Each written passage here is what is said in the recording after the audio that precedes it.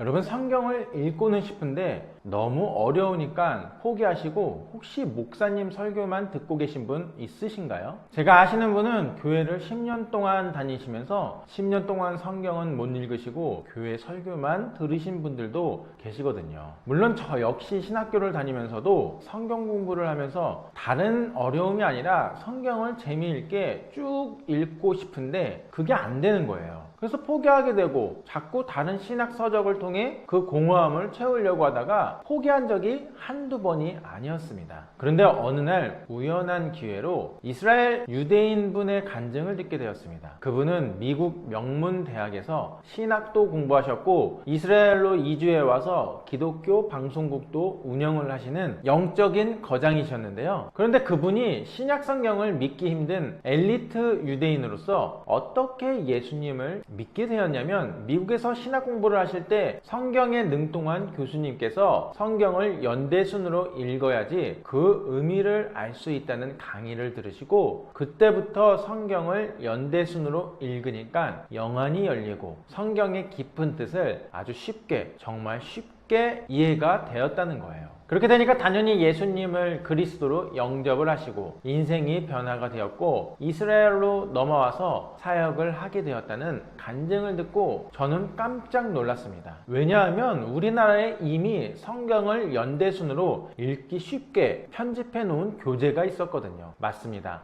어성경이 읽어지네인데요. 저는 그때부터 어성경이 읽어지네 초급반부터 시작해서 전문가 과정까지 쉬지 않고 공부하면서 성경을 연대순으로 읽으려고 노력하다 보니까 어느새 1독, 2독, 3독이 문제가 아니라 성경이 너무 재미있어져서 하루에 4-5시간씩 성경만 보는데도 지루하지가 않은 거예요. 저는 무엇보다도 기뻤던 것이 재미있게 읽어진다는 것이 너무너무 신기했습니다. 그래서 여러분, 성경을 제대로 통독하시려면 우선 이 성경 목록 자체가 연대순이 아니기 때문에 정확한 연대순으로 배열을 먼저 해놓고 성경을 읽어야 제대로 된 그 맛을 느낄 수가 있다는 것인데요. 신약 성경도 마찬가지입니다. 신약 성경의 연대순이라고 하면은 간단합니다. 신약은 100년 동안 27권으로 기록된 성경으로 이루어져 있습니다. 이 신약은 크게 3부분으로 나눌 수가 있습니다.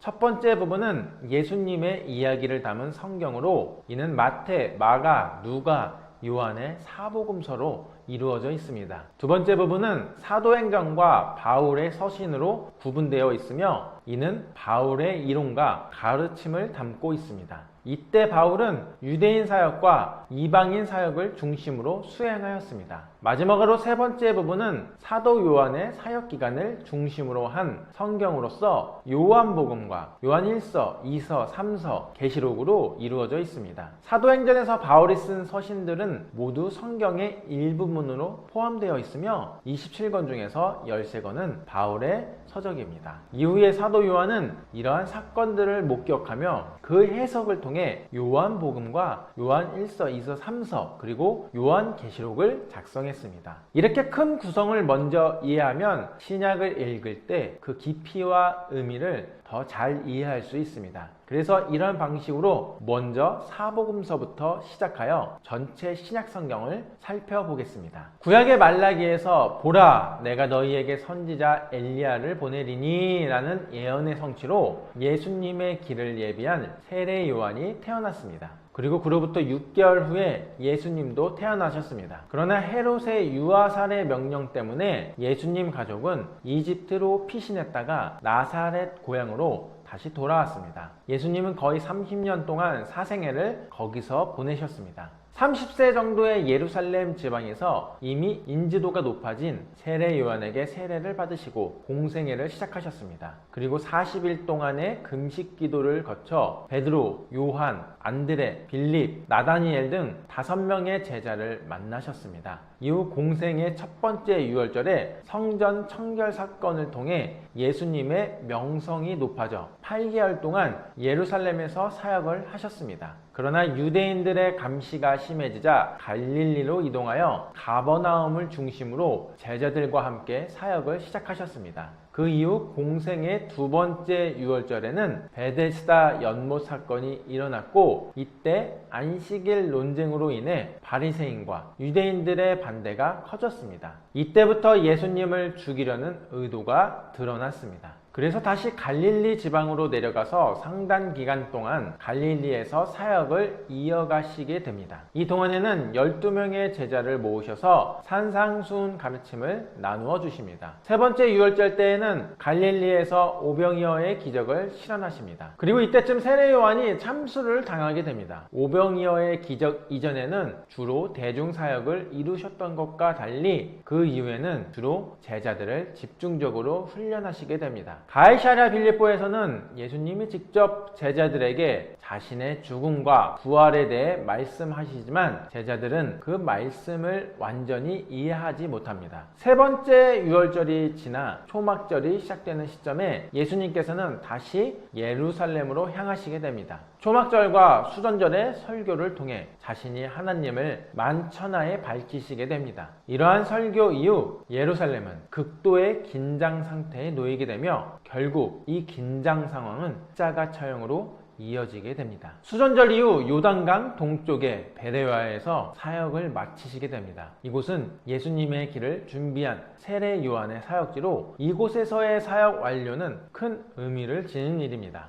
다양한 설교와 비유를 통해 많은 가르침을 전달하시며 병든 사람들을 치유하여 하나님이신 것을 증거하십니다. 베레아에서 3개월의 사역을 마치신 후 마침내 어린 나귀를 타고 예루살렘에 도착하십니다. 그리고 마지막 월요일에는 성전을 정화시키시며 이 성전의 진정한 주인은 본인임을 분명히 보여주십니다. 화요일에는 유대학자들과 공식적인 신학 논쟁을 벌이시며 완벽히 승리를 거두신 후 제자들과 함께 감람산으로 올라가십니다. 그곳에서 세상의 종말에 대한 감람산 강론을 제시하시며 사역을 마무리하십니다. 목요일 밤에는 제자들과 마지막 만찬을 가지시며 다락방에서의 강론, 포도나무 비유, 대제사장적 기도를 마치시고 그 후 체포를 당하십니다. 대제사장의 그룹 헤롯 그리고 빌라도에게 번갈아가며 신문을 받으신 후에 결국 빌라도의 판결로 사형 선고를 받게 됩니다. 선고 이유는 로마법에 따라 유대인의 왕이라는 이유로 십자가에 못 박히시게 됩니다. 그러나 주님의 말씀대로 사흘 만에 부활하신 후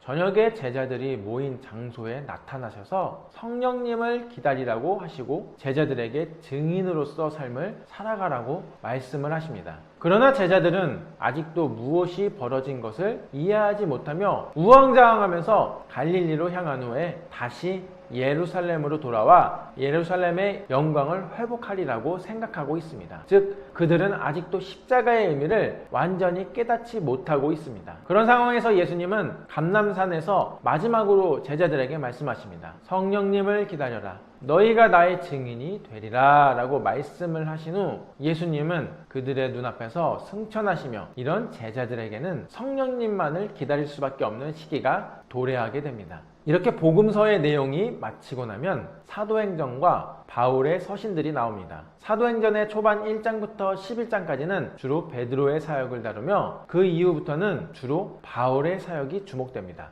약속하신 대로 오순절에 성령님이 강림하시며 그 순간부터 제자들은 십자가 사건의 의미를 깨닫게 됩니다. 그리하여 예루살렘 교회가 개척되며 베드로, 요한, 야고보 등의 사도들을 중심으로 복음의 전파가 시작됩니다. 그러나 예수님을 십자가로 이끈 자들이 이제는 제자들에게 핍박을 가하게 됩니다. 이러한 시기에 스데반의 순교 사건이 발생하며 이것을 계기로 헬라파 그리스도인들이 흩어지기 시작합니다.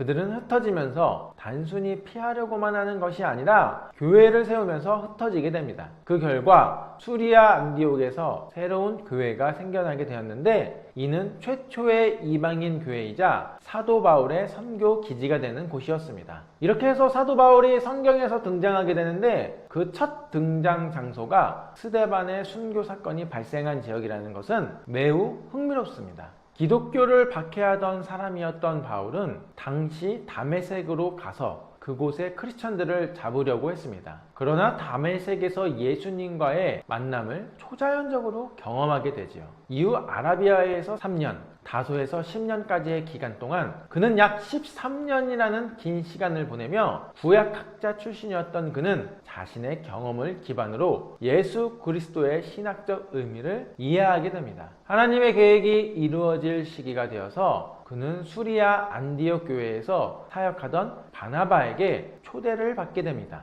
이로써 그들은 함께 사역을 시작하게 됩니다. 바나바와 바울은 처음에 1차 선교 여행을 떠나며 갈라디아 지방에 교회들을 세우게 됩니다. 그러나 바울은 거기서 거의 죽을 뻔한 적도 있었고 1차 선교 여행을 마치고 돌아왔을 때에는 수리아 안디옥 교회에서도 어려운 상황이 벌어져 있었습니다. 여전히 율법을 준수하는 것이 구원의 조건이라는 주장이 제기되고 있었던 것이죠. 그러나 바울은 예수님을 믿음으로 말미암아 구원을 받는다는 원칙을 제시했습니다. 그래서 바울은 이 원칙을 확고히 하기 위해 사도들과 예루살렘 총회를 열게 됩니다. 이 총회에서 모든 사도들이 모여서 이 문제에 대해 논의하며 결국 예수님을 믿음으로 말미암아 구원을 받는다는 것이 정식으로 확정되게 됩니다. 이때 만들어진 공식적인 문서는 이후 기독교의 근간이 되는 중요한 결정으로 남게 되었습니다. 그 후 사도 바울과 바나바는 마가에 관한 논쟁으로 인해 결별하게 되었고 바울은 2차 선교 여행을 시작하게 됩니다. 이 여행의 목적지는 처음에는 에베소였으나 성령님의 인도로 인해 바울은 마케도니아로 향하게 됩니다.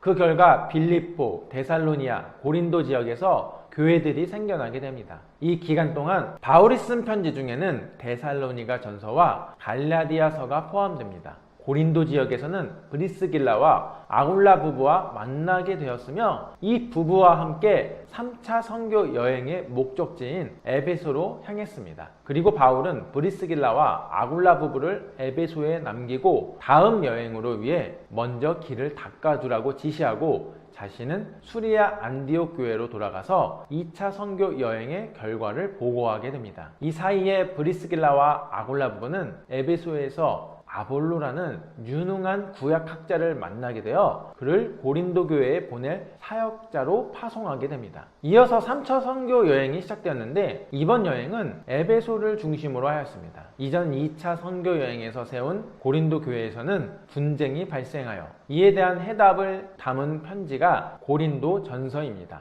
그러나 이후에도 또다시 분쟁이 일어나게 되어 바울은 눈물 어린 편지를 전해야만 했습니다. 그 후 에베소에서도 폭동이 일어나게 되어 마케도니아로 피신하게 되었습니다. 이곳에서 고린도 교회의 문제가 해결되었다는 기쁜 소식을 듣게 되어 기뻐하며 고린도 후서라는 편지를 썼습니다. 그 후 바울은 고린도에서 활동하면서 4차 선교 여행을 계획합니다. 이번 여행의 목적지는 스페인이었으며 이를 위해 로마 교회가 중요한 거점이 될 수 있도록 하는 편지를 씁니다. 이 편지가 그 유명한 로마서입니다. 이렇게 바울은 로마서를 쓴 후 1차, 2차, 3차 선교여행을 통해 세운 다양한 교회들에게 헌금을 모아 기근으로 인해 고통을 겪고 있는 예루살렘 교회에 전달하기 위해 예루살렘을 향합니다. 이 여정에서 바울은 유대인들에게 잡힐 가능성을 알면서도 목숨을 감수하고 예루살렘으로 향하게 됩니다. 결국 바울은 예루살렘에 도착하여 체포되고 가이사랴 감옥에서 2년 동안 미결수로 감금되게 됩니다. 이 당시 바울은 로마 시민권을 소유하고 있었기 때문에 로마 황제에게 항소를 하여 로마로 가게 되었습니다. 바울이 처음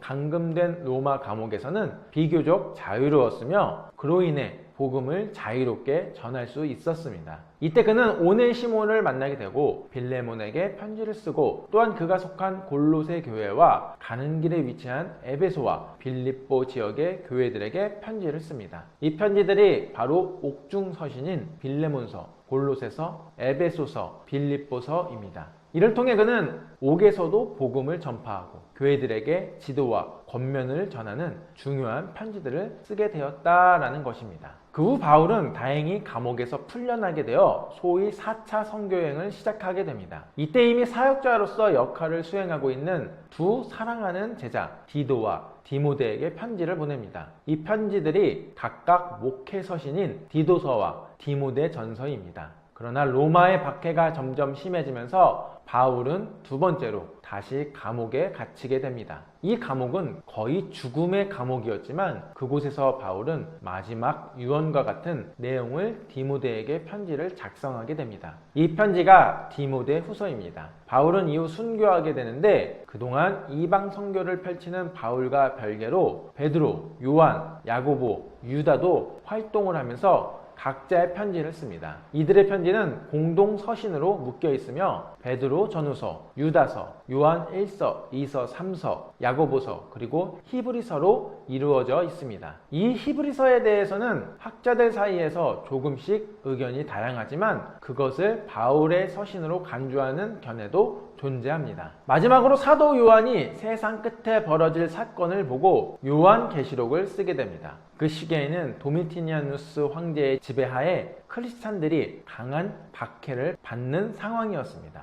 정말 어려운 시기였고 인간다운 삶을 영위하는 것이 불가능한 정도였습니다. 하지만 하나님은 세상의 끝에 어떤 일이 일어날 것인지 요한에게 보여주시면서 힘을 내라는 격려의 메시지를 전하십니다. 또한 왕자에 앉으신 어린 양으로서 심판의 주로서 다시 오실 것임을 알려주십니다. 그날이 반드시 오게 될 것이므로 힘들어도 인내하고 기다리라는 교훈을 주는 것입니다. 그래서 사도 요한은 이 메시지를 마치며 아멘, 주 예수여 어서 오시옵소서 라고 말을 합니다. 예수님을 부인하고 도망까지 간 제자들이 수많은 예수님의 가르침을 들었고 구약을 공부했으며 심지어 예수님의 십자가 사건이 벌어졌음에도 불구하고 그때는 완전히 이해하지 못한 것이 사실입니다. 그러나 오순절에 성령님이 강림하시자 그 모든 사건들이 해석되었고 그들은 끝까지 이 사건들의 증인이 되었습니다. 저는 오늘날에도 현대 시대를 살아가는 우리 크리스천들에게도 똑같이 적용이 된다고 믿습니다. 우리가 예배 혹은 말씀 묵상을 통해서 성령님의 임재를 받으면 복음 전파의 사명이 주어지는 것이고 그 사명 감당의 유일한 소망은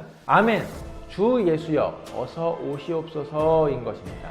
이 멋진 신약 스토리를 우리가 계속 묵상하며 공부해 나간다면 우리는 어떤 상황이 심지어 극한 고난의 상황이 우리에게 닥쳐와도 우리는 성령님의 능력으로 말미암아 복음의 감격이 충만하게 다가와서 세상을 향해 증인으로서 뛰쳐나가는 제자들의 발걸음으로 살아갈 수 있게 된다는 것입니다. 그래서 이 증인의 삶을 저와 여러분들이 오늘부터 함께 실천해 나아가서 이 악한 세상을 그리스도의 향기로 변화시키고 훗날에 천국에서 함께 만나보게 되길 간절히 소망해 봅니다.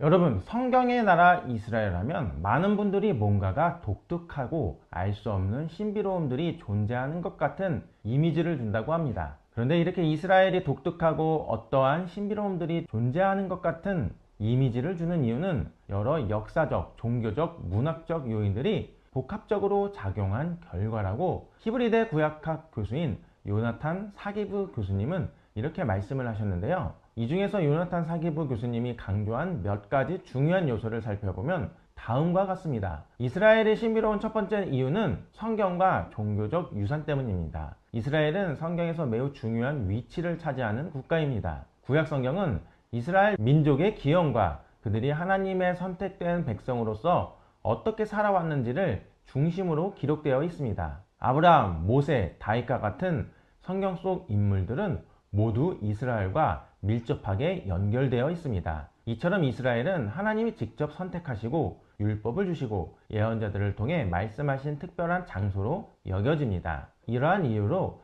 이스라엘은 종교적 상징성을 띠고 있으며 신성한 이미지가 부여될 수가 있다는 것입니다. 두 번째로 이스라엘이 신비스러운 이유는 예루살렘의 성스러움 때문입니다. 이스라엘의 수도인 예루살렘은 세계 3대 종교의 성지입니다. 각 종교는 이 도시에서 자신들의 중요한 신앙적 사건들이 일어났다고 믿고 있습니다. 유대교에서는 솔로몬 성전이 세워진 곳이며 기독교에서는 예수님이 십자가에 못 박히시고 부활하신 장소이고 이슬람교에서는 예언자 무하마드가 하늘로 승천한 장소로 여겨집니다. 이로 인해 예루살렘은 거룩한 도시로서 종교적 신비와 연결되고 마치 신들이 존재하는 듯한 이미지가 형성됩니다. 세 번째는 초자연적 사건들과 전통 때문입니다. 성경 속에서는 이스라엘과 관련된 여러 초자연적 사건들이 등장합니다. 예를 들어 모세가 이끌었던 출애굽 사건에서 홍해가 갈라지는 기적, 만나와 같은 하늘에서 내려온 양식, 여리고성이 무너지는 장면 등은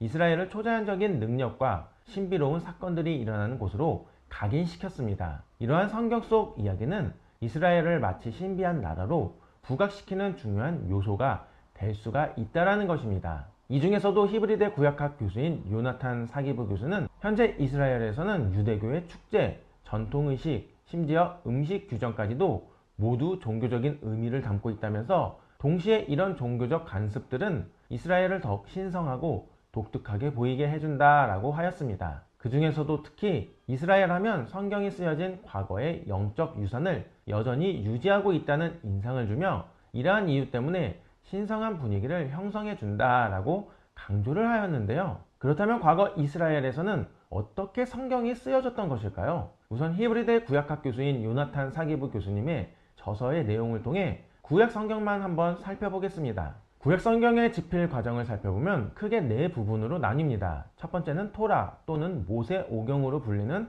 5권의 책입니다. 이것이 구약의 서막을 여는 매우 중요한 부분입니다. 두 번째는 역사서로 모세가 죽은 이후 발생한 역사적 사건을 기록한 문서들입니다. 모세 오경 다음으로 나오는 12권이 역사서에 해당합니다. 세 번째는 문학서로 시와 우화 그리고 히브리 민족의 문학 작품들을 모아놓은 책들입니다. 마지막으로 예언서가 있습니다. 히브리 민족의 역사 속에서 활동했던 예언자들의 글을 모아놓은 부분으로 총 17권으로서 가장 많은 비중을 차지합니다. 예언서는 단순히 미래를 예언하는 책들만이 아닙니다. 물론 예수 그리스도의 초림과 재림을 예언하는 구절들도 있지만 대부분은 우상을 섬기는 사회를 비판하며 당시 시대상을 반영한 사회 비판서라고 할 수가 있습니다. 이제 집필 과정에 대해 설명하자면 구약의 문서들은 대부분의 고전들이 그런 것처럼 오랜 시절 동안 구전되어 내려오던 작품들이 어느 순간 문서로 정리되었습니다. 토라는 매우 복잡한 과정을 거쳐 완성되었습니다. 반면 나머지 부분들은 비교적 단순하게 정리되었습니다. 예를 들어 역사서는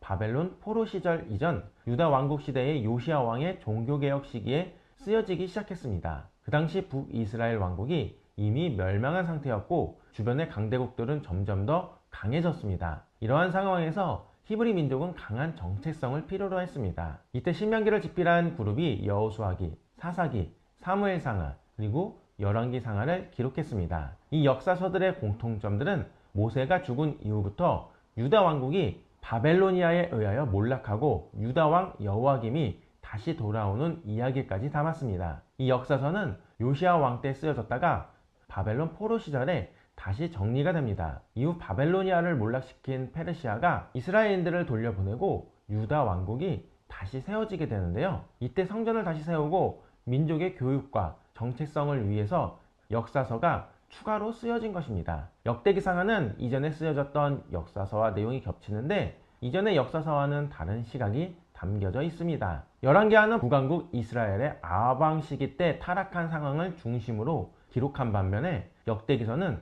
남왕국 유다를 중심으로 본인들의 조상은 아담 때부터 시작했었다라는 족보와 함께 하나님으로부터 선택받은 민족이기 때문에 우상숭배로 더 이상 나라를 망치지 말고 하나님을 중심으로 섬겨야 된다라는 것을 강조하고 있습니다. 에스라서와 느헤미야서는 제사장이었던 에스라와 느헤미야가 썼는데 그 둘은 제2성전을 짓는데 큰 역할을 했고 구약을 정리하고 민족의 문서들을 관리하는데 큰 역할을 한 사람들입니다. 여기서 같은 시대에 작성된 에스더기는 조금 예외적인 책입니다. 바벨로니아가 망하고 페르시아가 유대인들을 고향으로 돌려보냈지만 그 지역에 남아있는 유대인들이 있었습니다. 그 페르시아에 살던 유대인들에 대한 이야기입니다. 즉 하나님께서는 이스라엘뿐만 아니라 전 세계적으로 세계사를 주관하시는 분이시다라는 것을 우리는 반드시 알아야 된다는 것이죠. 이런 시각에서 보면 룻기도 에스더기처럼 조금 예외적인 책입니다. 역사의 작은 에피소드를 정리한 책인데요.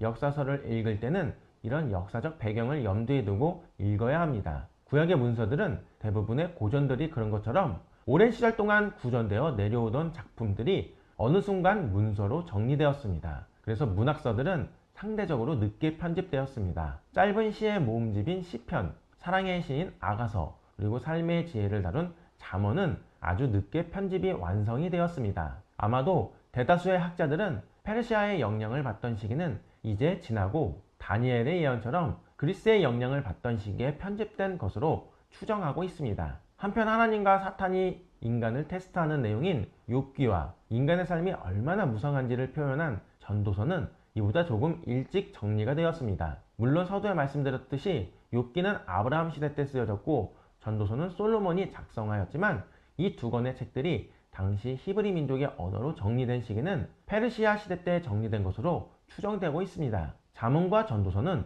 종교적인 색채가 아주 적어서 전도할 때 추천하면 아주 좋은 글들입니다. 그리고 아가서는 고전에서는 아주 드문 연애시이기도 합니다. 이제 남은 것은 예언서와 토라입니다. 여기서 한 가지 염두에 두어야 할 것이 있습니다. 이스라엘 민족이 처음부터 야훼만을 섬긴 것은 아닙니다. 고대 근동의 다신교적 환경에서 살아가던 그들 중 일부는 야훼 신을 섬기기 시작했습니다. 이들은 다른 신들을 섬기지 말고 오직 야훼만 섬겨야 한다고 주장을 하였죠. 이 생각은 점차 이스라엘 신화와 역사를 해석하는 주요 관점으로 자리 잡게 됩니다. 예를 들어 솔로몬 왕이 다른 신들을 섬겼다는 이유로 통일 왕국의 분열을 설명했고, 이스라엘 민족이 겪은 많은 비극은 야훼를 저버리고 다른 신을 따랐기 때문이라고 해석했습니다. 바벨론 포로 생활을 겪으면서 야훼만을 섬기는 사상은 더욱 강화되었고, 포로에서 돌아온 이 사상을 중심으로 한 사회가 형성이 되었습니다. 이때부터 다신교에서 단일신교로 전환이 본격화되었으며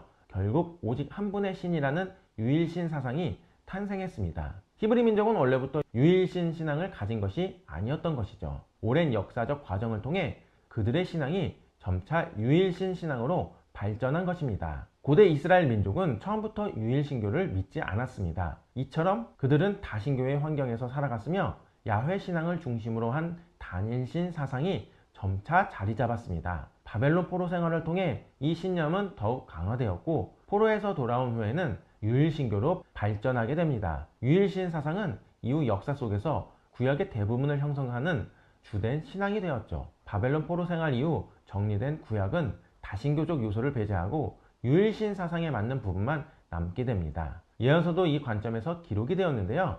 이들 예언자들은 주로 야훼 신앙을 바탕으로 사회를 비판하고 미래를 예언했습니다. 예언서는 크게 대예언서와 소예언서로 나뉩니다. 분류 기준은 예언서의 중요성과 분량에 따라 정해집니다. 대예언서는 5권, 소예언서는 12권이 있으며 이들은 이스라엘의 역사를 반영하며 중요한 예언들을 담고 있습니다. 대예언서를 쓴 예언자들 중 이사야는 분열 왕국 시대에 활동했고, 예레미야와 에스겔은 유대 왕국의 몰락을 직접 목격하기도 하였습니다. 그리고 둘 다 바벨론으로 끌려가서 포로 생활을 합니다. 그러나 예레미야는 포로 생활 중 먼저 풀려나 고향으로 돌아왔으나 정치적 혼란 속에서 결국 이집트로 강제 추방되었고 그곳에서 사망한 것으로 추정됩니다. 반면 에스겔은 바벨론에서 포로 생활을 마감했습니다. 이 두 예언자는 각기 다른 그룹과 관련되어 있었습니다. 예레미야는 요시야 왕 시절 역사서를 집필하고 신명기를 쓴 신명기 그룹과 밀접한 관계가 있었습니다. 반면 에스겔은 포로 생활 이후 레위기를 집필하며 왕국을 재건하려 했던 제사장 그룹과 관련이 깊었습니다. 한편 다니엘서는 독특한 위치를 차지하는 예언서입니다. 예언서로 분류되기도 하고 때로는 문학서나 역사서로도 분류됩니다. 이 책의 중심에는 다니엘이 있는데 그는 젊은 나이에 바벨론으로 끌려갔으며 그곳에서 뛰어난 능력을 인정받아 바벨론 궁전에서 일하게 되었고, 이어 페르시아 왕국에서도 일을 하게 됩니다. 다니엘서에는 그가 두 제국의 왕들과 관련된 이야기와 더불어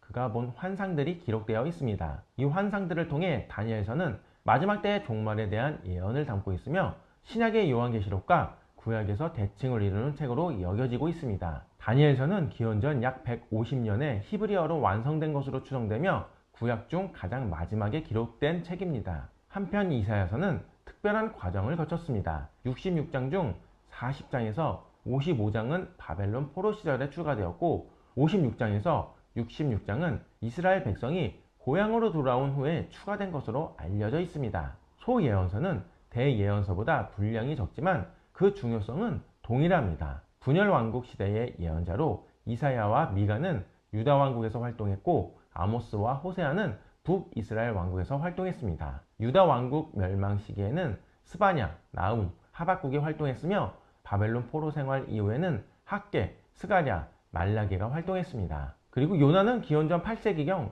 북이스라엘에서 활동한 예언자입니다. 반면 요엘은 활동 시기에 대해 여러 추정이 있지만 일반적으로 기원전 9세기 또는 기원전 5세기에서 4세기에 활동한 것으로 보이고 있습니다. 그러나 요나와 요엘의 책은 페르시아 제국의 영향이 컸던 시기에 문자화되었습니다. 이렇게 예언서들이 완성이 된 것이죠. 이제 드디어 토라에 대해 살펴보겠습니다. 토라는 구약 성경의 첫 번째 5권을 가리키는 말로 구약의 기본을 이루는 책들입니다. 이 5권 중에서 지필 시기와 관련 그룹이 가장 명확한 것은 레위기와 신명기입니다. 신명기는 모세가 작성한 베이스를 기반으로 바벨론 포로 이전에 요시야 왕의 종교개혁 시절 지식인 그룹에 의해 히브리어 책으로 기록되었습니다. 반면 레위기는 마찬가지로 모세가 작성한 베이스를 기반으로 바벨론 포로에서 돌아온 후 성전을 재건하면서 제사장 그룹에 의해 히브리어로 기록된 책입니다. 레위기는 성경 중에서도 종교적 의례와 사회 규범이 중심을 이루기 때문에 현대 독자들에게는 가장 흥미롭지 않은 책으로 여겨질 수 있습니다. 하지만 당시 사회에서 제사와 법을 중시하는 사람들에게는 매우 중요한 가이드라인이었습니다. 그리고 창세기, 출애굽기, 민수기는 이스라엘의 창조 신화에서부터 아브라함과 그의 가족 이야기, 모세를 지도자로 하여 이집트에서 탈출하는 이야기, 그리고 가나안 땅에 들어가기 전까지의 과정을 기록하고 있습니다. 여기까지 구약 성경의 집필 과정을 살펴보았는데요. 그렇다면 구약 성경의 집필 과정이 정말 오랜 시간에 걸쳐 세상에 알려진 후 이 과정을 통해 21세기를 살아가는 우리 크리스찬들이 깨달을 수 있는 교훈은 뭐가 있을까요? 맞습니다. 바로 우리는 이 과정을 통해 하나님의 신실함과 인내하심을 감사해야 된다는 것입니다. 그 이유가 그분의 계획은 오랜 시간에 걸쳐 성취되는 것 같아 보여도 이것은 인간의 시간표와는 다르다는 점을 항상 성경은 강조합니다. 집필 과정만 보더라도 구약 성경의 집필은 한 번에 이루어진 것이 아니라 여러 세대에 걸쳐 단계적으로 완성되었습니다. 이는 하나님의 계획이 즉각적으로 성취되지 않을 수 있다는 점을 보여줍니다. 하지만 그분의 계획은 확실하고 결국 이루어진다는 신실함을 강조합니다. 그래서 하박국 2장 3절에 보면 이 묵시는 정한 때가 있나니 그 종말이 속히 이르겠고 결코 거짓되지 아니하리라. 비록 더딜지라도 기다리라. 지체되지 않고 반드시 응하리라 라고 나와 있다는 것입니다. 이 구절은 하나님의 약속은 반드시 이루어지지만 사람의 시간표와는 다를 수 있음을 가르치고 있습니다. 그러므로 21세기를 살아가는 우리 크리스찬들도 하나님의 타이밍을 신뢰하며 인내해야 된다는 것을 배울 수가 있다는 것입니다. 그리고 우리가 깨달을 수 있는 부분은 하나님의 말씀은 시간이 지나도 변하지 않는다라는 것입니다. 구약 성경의 집필과 보존 과정은 하나님의 말씀은 변치 않으시며 세대를 넘어 지속된다는 사실을 보여주고 있습니다. 수천 년이 지난 지금도 구약 성경은 여전히 유효하며 이는 하나님의 말씀의 영원한 권위를 증명합니다. 그래서 이사야서 40장 8절에 보면 풀은 마르고 꽃은 시드나 우리 하나님의 말씀은 영원히 서리라 라고 나와 있습니다. 이처럼 이사야서의 말씀은 하나님의 진리가 어떤 상황에서도 변치 않는다라는 것을 강조하며 21세기의 크리스찬들은 이 말씀을 통해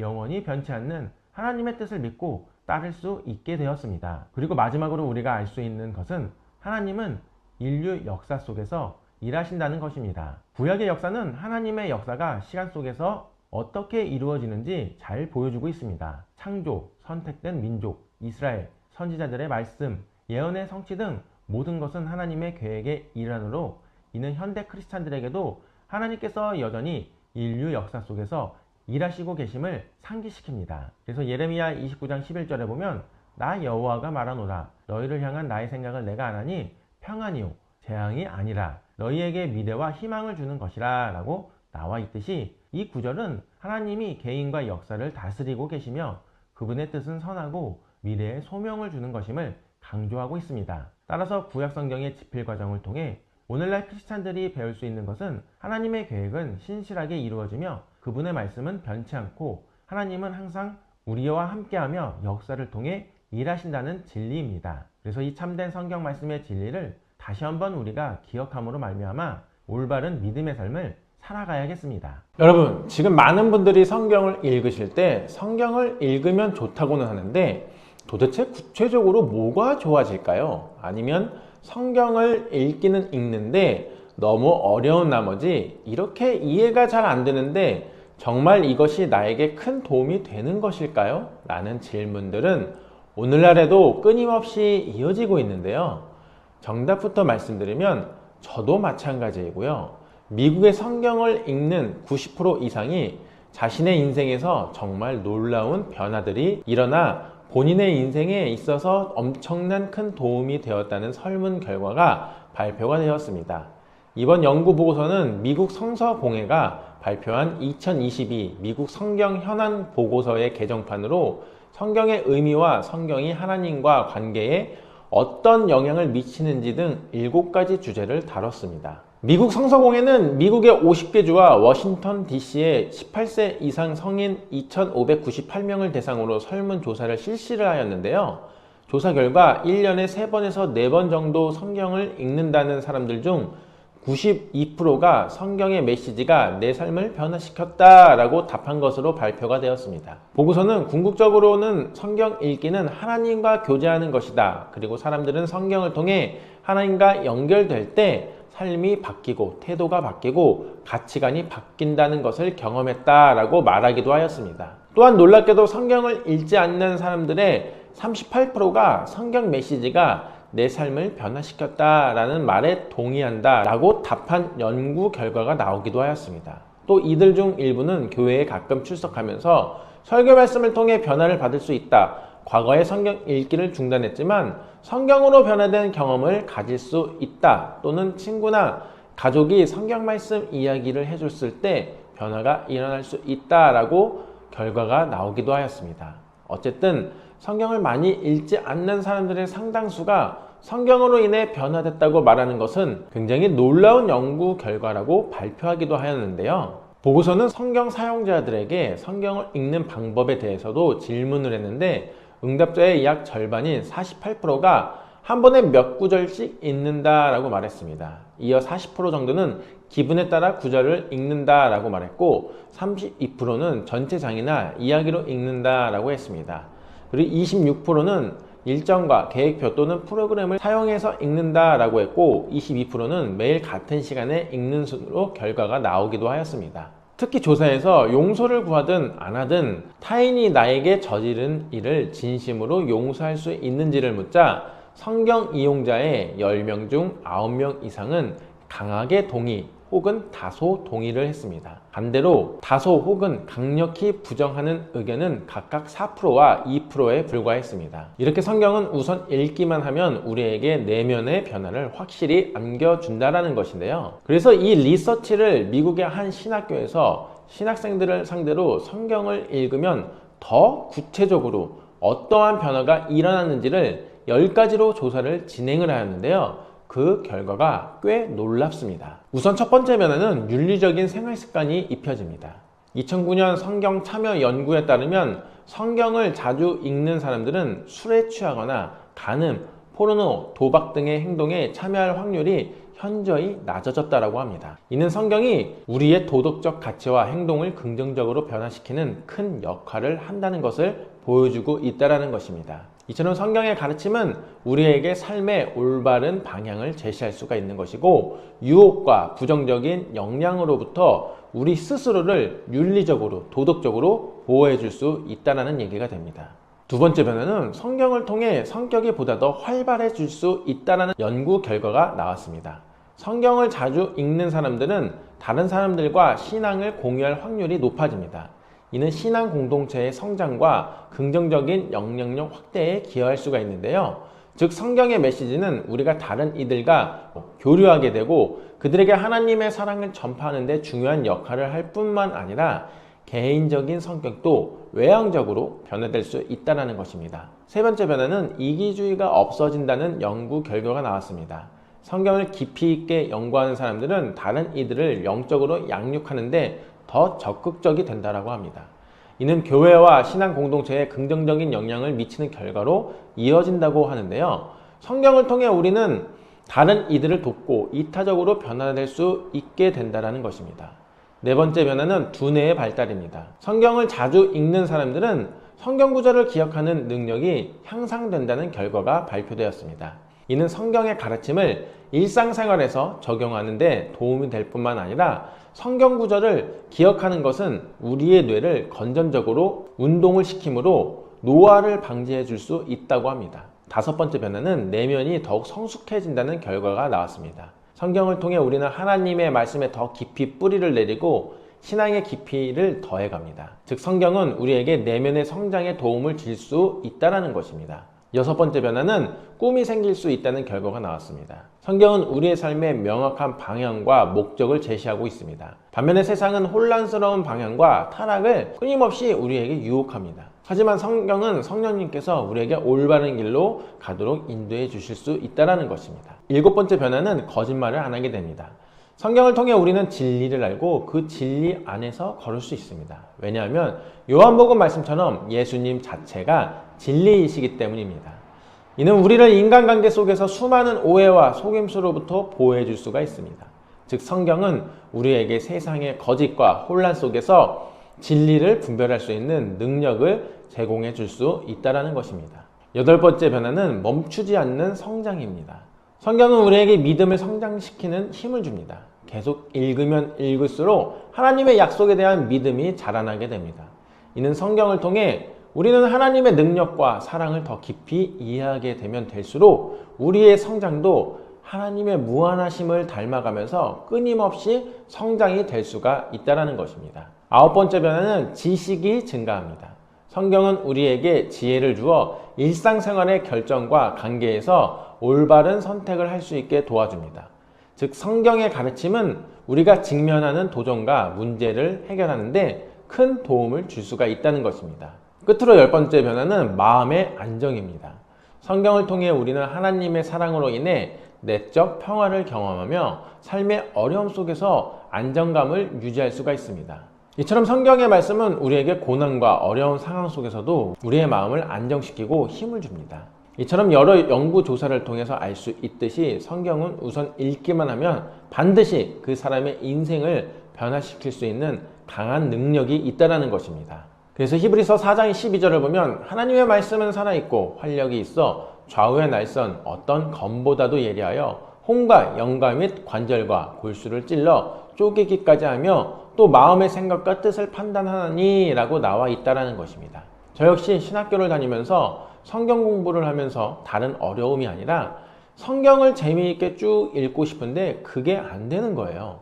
그래서 포기하게 되고 자꾸 다른 신학 서적을 통해 그 공허함을 채우려고 하다가 포기한 적이 한두 번이 아니었습니다. 그런데 어느 날 우연한 기회로 이스라엘 유대인분의 간증을 듣게 되었습니다. 그분은 미국 명문대학에서 신학도 공부하셨고 이스라엘로 이주해 와서 기독교 방송국도 운영하시는 영적인 거장이셨는데요. 그런데 그분이 신약 성경을 믿기 힘든 엘리트 유대인으로서 어떻게 예수님을 믿게 되었냐면 미국에서 신학 공부를 하실 때 성경에 능통한 교수님께서 성경을 연대순으로 읽어야지 그 의미를 알 수 있다는 강의를 들으시고는 그때부터 성경을 연대순으로 읽으니까 영안이 열리게 되고 성경의 깊은 뜻을 아주 쉽게 정말 쉽게 이해가 되었다는 거예요. 그렇게 되니까 당연히 예수님을 그리스도로 영접하시고 인생이 변화가 되었고 이스라엘로 넘어와서 사역을 하게 되었다는 간증을 듣고 저는 깜짝 놀랐습니다. 왜냐하면 우리나라에 이미 성경을 연대순으로 읽기 쉽게 편집해 놓은 교재가 있었거든요. 맞습니다. 어성경이 읽어지네인데요. 저는 그때부터 어성경이 읽어지네 초급반부터 시작해서 전문가 과정까지 쉬지 않고 공부하면서 성경을 연대순으로 읽으려고 노력하다 보니까 어느새 1독, 2독, 3독이 문제가 아니라 성경이 너무 재미있어서 하루에 4-5시간씩 성경만 보는데 지루하지가 않은 거예요. 저는 무엇보다도 기뻤던 것이 그 어려워만 했던 성경이 재미있게 읽어진다는 것이 너무너무 신기했습니다. 그래서 여러분 성경을 제대로 통독하시려면 우선 이 성경 목록 자체가 연대순이 아니기 때문에 정확한 연대순으로 배열을 먼저 해놓고 성경을 읽어야 제대로 된 그 맛을 느낄 수가 있다는 것인데요. 그래서 앞으로 메시지아 채널에서는 여러분께서 성경 통독을 하실 때 도움이 될 수 있도록 성경을 연대순으로 요약을 해서 구약부터 신약까지 영상을 제작할 계획에 있습니다. 서두에 살펴보았듯이 읽기만 하면 반드시 변화를 이룰 수 있게 해주는 성경 통독을 앞으로 저희와 함께 끝까지 포기하지 않고 성공하게 되어서 함께 그리스도의 향기가 나는 참된 믿음의 삶을 살아가게 되길 간절히 소망해 봅니다. 그래서 이것이 복음의 본질입니다. 성경에서는 예수 그리스도를 믿는 자들에게는 영원한 생명을 주셨다고 분명히 약속해 주셨습니다. 그래서 이것을 믿는 우리 크리스천들은 오직 예수, 오직 믿음, 오직 하나님께 영광을 올려드려야 된다는 것입니다. 그렇다면 마지막 때를 살아가는 크리스천으로서 하나님께 영광 올려드리는 삶은 과연 어떤 삶일까요? 성경에 보면 예수님께서도 종말의 때에 주님이 직접 임금으로서 인류를 심판하시는데, 이에 관련해서 마지막 때의 의인들은 예수님께서 줄일 때 그들이 먹을 것을 주었고, 목마를 때 마시게 했으며, 나그네 되었을 때 영접하고, 헐벗었을 때 옷을 입혔으며, 병들었을 때 돌보고, 옥에 갇혔을 때 찾아와 주었다고 말씀하십니다. 이에 사람들은 마지막 때의 의인들이 언제 예수님께 그런 선행을 했는지 묻습니다. 그러자 예수님은 내 형제 중에 지극히 작은 자 하나에게 한 것이 곧 내게 한 것이라며, 도움이 필요한 지극히 작은 자들에게 베푼 사랑과 자비가 곧 예수님께 한 것과 같다는 중요한 가르침을 주십니다. 이로써 예수님은 주변의 어려운 이웃사랑의 중요성과 구제의 의미를 마지막 때에 살아가는 성도들에게 강조하시고 있다는 것입니다. 그래서 저희 메시지아도 매주 유튜브 수익금과 후원금으로 발달장애인 직업시설 작업장에 일주일에 한 번씩 구제 봉사를 하고 있습니다. 이곳은 장애인 직업재활시설로서 발달장애인분들이 근무하시는 일터이기도 한데요. 점심시간에는 30분 정도가 조별로 나누어서 밥을 해 드시더라고요. 그래서 매주 식사 이후에 맛있는 간식을 드시면 좋을 것 같아서 후원을 하고 있습니다. 다행히도 매주 드린 간식이 너무 맛있었다고 연락을 주셔서 정말 감사하더라고요. 이 모든 것이 주님의 은혜이고, 마지막 때를 살아가는 크리스천으로서 예수님께서 직접 말씀해 주셨던 지극히 작은 자에게 한 것이 곧 나에게 한 것과 동일하다라는 말씀을 계속 실천하게 되어서 너무 감사하더라고요. 혹시 이 일에 동참하시고 싶으신 분들은 고정 댓글에 정보를 달아 놓았으니, 참여하고 싶으신 분들은 같이 하시면 좋을 것 같습니다. 결론을 맺으면 마지막 때를 살아가고 있는 지금 우리 크리스천들은 오직 예수, 오직 믿음, 오직 하나님께 영광 올려드림으로 말미암아 참된 믿음의 삶을 살아가게 되길 간절히 소망해 봅니다.